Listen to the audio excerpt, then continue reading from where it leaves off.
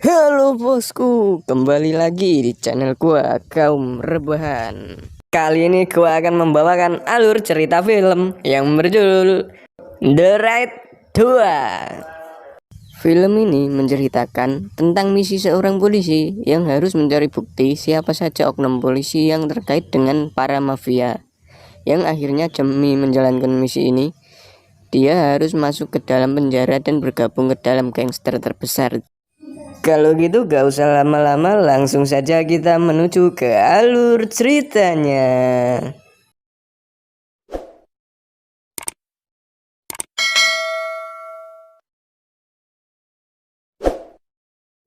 Film diawali dengan diperlihatkannya Andi, yang tak lain adalah kakaknya Rama, yang akan dieksekusi oleh seorang ketua gangster yang bernama Bejo.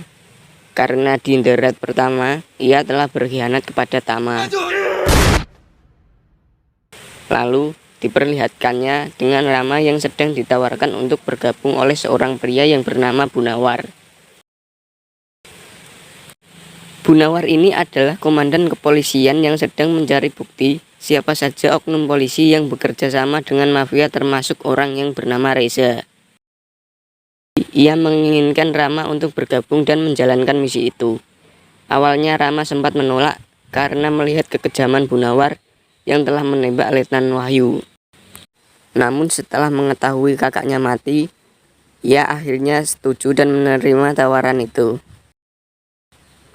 Dalam rencananya itu, Bunawar menyuruh Rama untuk masuk ke dalam penjara agar bisa dekat dengan anak seorang bos besar mafia yang menguasai Jakarta.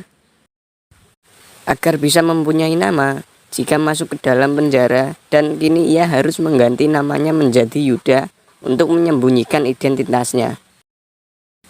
Jadi kita panggil dia Yuda saja. Namun, di hari pertamanya sebagai tahanan baru, ia langsung diserbu oleh tahanan lain di sana ketika ia sedang nongkrong di WC.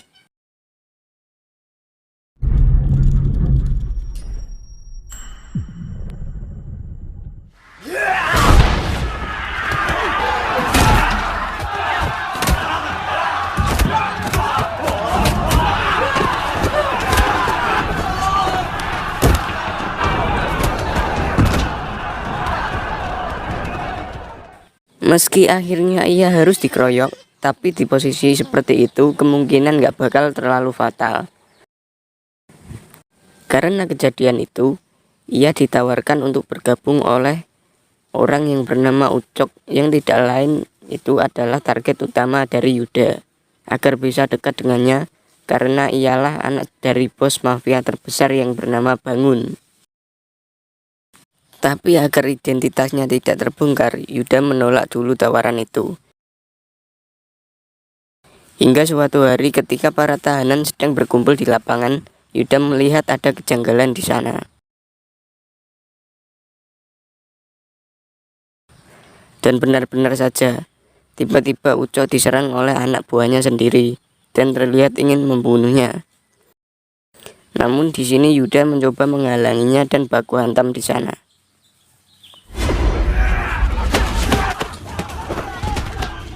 Karena situasinya yang mungkin makin memanas, akhirnya para sipir yang ada di sana masuk untuk menghentikan perkelahian itu.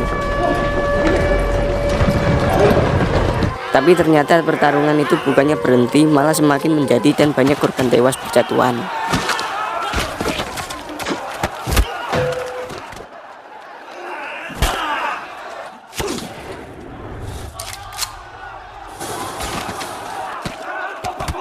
Di tengah pertarungan itu, Ucok yang sedang baku hantam dan hampir saja ditusuk. Namun untungnya Yuda segera menolongnya, dan disinilah Ucok merasa berhutang budi. 2 tahun kemudian, setelah itu ketika Yuda bebas dari penjara, terlihat ia dijemput oleh Ucok untuk diperkenalkan kepada ayahnya yang bernama Bangun. Di tempat lain, kita diperlihatkan dengan ayahnya Ucok yang bernama Bangun yang sedang meeting dengan Yakuza Jepang bernama Goto. Di sini Yuda disambut hangat oleh Bangun dan tangan kanannya yang bernama Eka. Akan tetapi sebelum resmi bergabung, Yuda disuruh telanjang agar bisa diperiksa pakaiannya. Untungnya ia telah melepaskan penyadap pakaiannya sebelum keluar dari penjara tadi. Keesokan harinya, Ucok, Eka, dan Yuda mengunjungi tempat pembuatan film bokep untuk menagih uang keamanan yang dimana kita tahu bisnis yang mereka jalankan itu dilindungi oleh Bangun dari polisi. Bos mereka yang bernama Topan, ketika ia memberikan uangnya, Ucok menolaknya karena ia mengetahui kalau Topan telah menjual narkoba di luar sepengetahuannya. Mendengar hal itu, anak buah Topan terlihat akan mengeluarkan tembak, namun hal itu diketahui oleh Yuda dan langsung mengajarnya.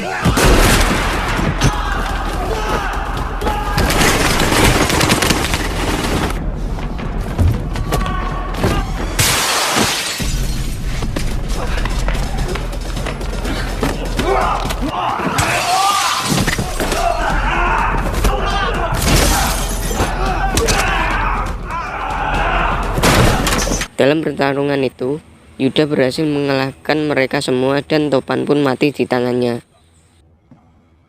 Ketika di markas besar, Ucok diberi pujian oleh ayahnya karena telah membereskan masalahnya dengan Topan. Akan tetapi Ucok malah menginginkan jabatan ayahnya segera diberikan kepadanya, yang dimana Bangun akan memberikan tahta kepemimpinan yaitu sekitar 10 tahun lagi kepada Ucok. Dan inilah awal dari pertikaian yang terjadi. Lalu kita diperlihatkan dengan Yuda dan Ucok yang sedang berada di tempat karaoke karena masih kesal ia melampiaskan kemarahannya itu dengan ciwi-ciwi di sana.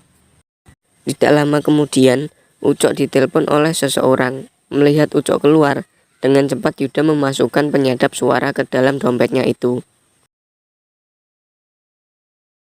Di tempat lain, kita diperlihatkan dengan Bangun yang sedang bertemu dengan anak buahnya terbaiknya yang bernama Prakoso yang ternyata ini Madok.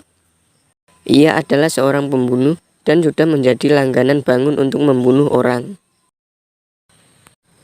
Alasan Bangun menemuinya yaitu untuk membunuh orang-orang yang tidak patuh kepadanya, dan Prakoso pun bisa menyelesaikannya tugasnya itu dengan mudah.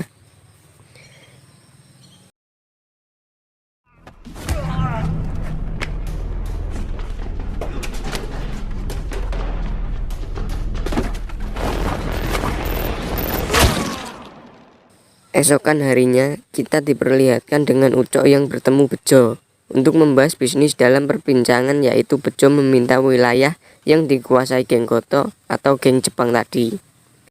Sedangkan Ucok meminta bantuan Bejo agar bisa mengkudeta kepemimpinan ayahnya. Lalu untuk meyakinkan kerjasamanya, Ucok memberikan hadiah berupa tahanan yang pernah mencoba membunuh Ucok di penjara. Saat dia akan membunuh orang terakhir, dia melihat tato simbol di tangannya dan orang-orang itu semua pun mati. Setelah itu, kita diperlihatkan dengan Prakoso yang diserang sekelompok preman yang ternyata itu adalah anak buahnya Bejo. Dalam pertarungan itu, Prakoso mampu mengalahkan mereka. Namun karena yang pertama, ia terlihat kewalahan dan terkena beberapa sabetan, yang membuat dia sekarat hingga akhirnya ia harus mati oleh anak buah andalan Bejo yaitu Assassin.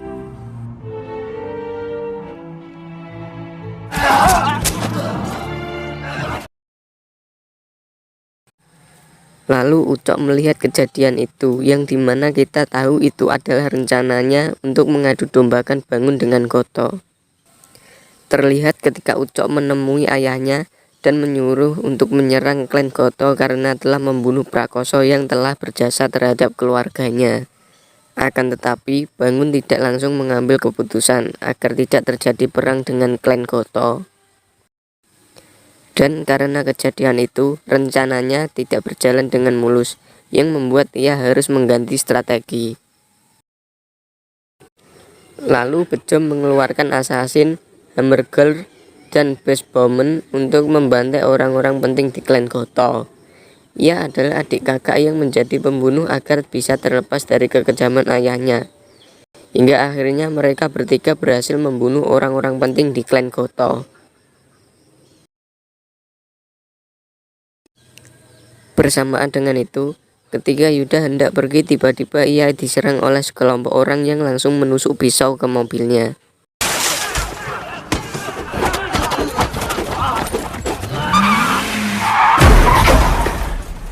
Namun ia berhasil selamat dan terjadi aksi kejar-kejaran hingga akhirnya Yuda baku hantam di sebuah restoran yang membuat ia terkena beberapa sabetan.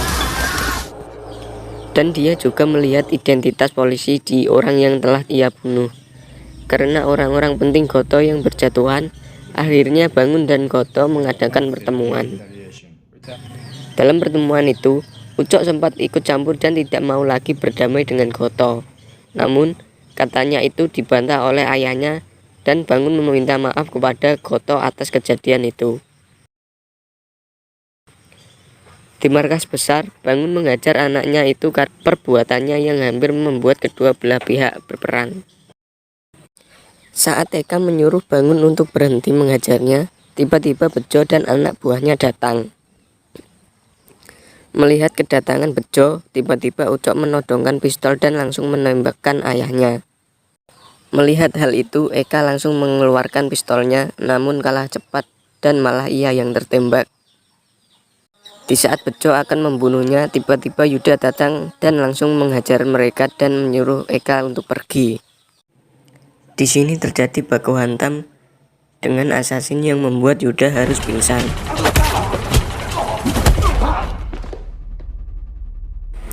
Dan ia menyuruh anak buahnya untuk membunuhnya di dekat sawah. Karena hoki Yuda yang masih berlaku, kematiannya pun ditunda dan Eka mencoba untuk menyelamatkannya meski ia harus dihadang beberapa anak buahnya Bejo. Lalu Yuda yang sudah sadar tanpa banyak bacot langsung baku hantam lagi di sana dan membunuh mereka semua dan langsung meloncat ke dalam mobil Eka.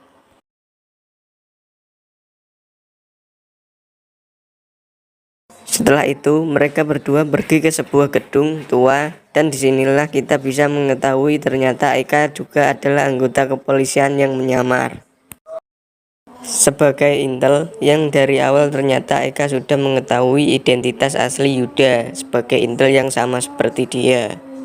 Namun Eka harus terjebak dalam geng Goto dan tidak bisa keluar.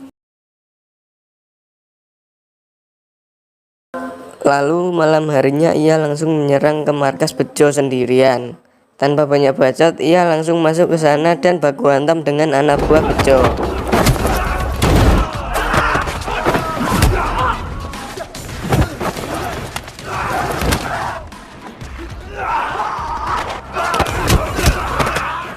Di lantai atas kita diperlihatkan dengan Bejo dan Reza yang sedang bersantai dan dimana kita ketahui Reza adalah target utama dari misi Yuda.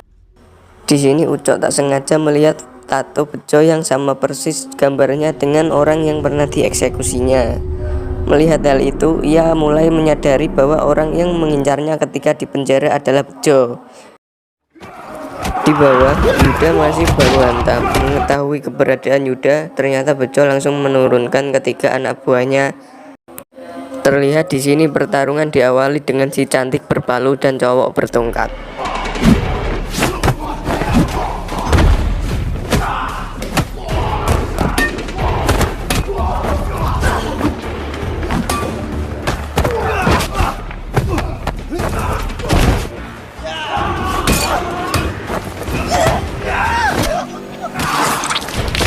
Hingga akhirnya Yuda berhasil mengalahkan mereka berdua dengan taktis dan tongkat baseball itu pun langsung menempel di wajah baseballman. Lalu ia melanjutkan perjalanannya lagi yang ternyata sudah ditunggu raja terakhir assassin di ruang dapur. Di sana ia baku hantam lagi. Di sini terlihat jurus yang sedikit mirip.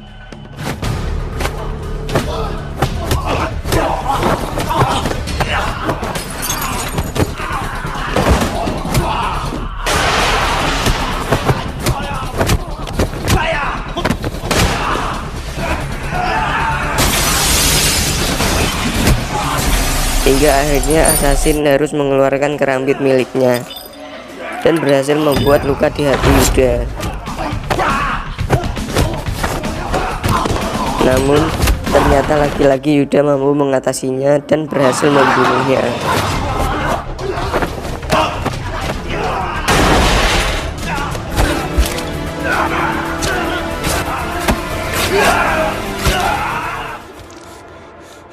Setelah itu ia langsung ke lantai di mana Bejo dan Reza berada. Melihat kedatangan Yuda, Bejo langsung membawa shotgun dan melemparkannya ke Reza. Namun Ucok menangkapnya dan langsung mengheadshot Reza. Melihat hal itu, Bejo menghiraukannya dan malah mengincar Yuda. Tanpa ia sadari, Ucok telah mengincarnya dan langsung mengheadshotnya karena telah mengetahui hanya memanfaatkannya. Ia pun langsung membunuh Bejo. Setelah itu, ia mencoba membunuh Yuda yang bersembunyi di balik kursi. Namun karena kehebatan Yuda, ia langsung keluar dan langsung menusuk Ucok hingga tewas. Dan kini semua anggota gangster tersebut telah tewas di tangan Yuda. Setelah itu Yuda berpikir masalahnya sudah selesai. Namun ketika Yuda mau pergi dari sana, ia sudah ditunggu oleh anggota Goto yang dipimpin oleh anak Goto. Namun ia hanya menawarkan Yuda masuk ke dalam gengnya. Dan film pun diakhiri dengan Yuda yang menjawab,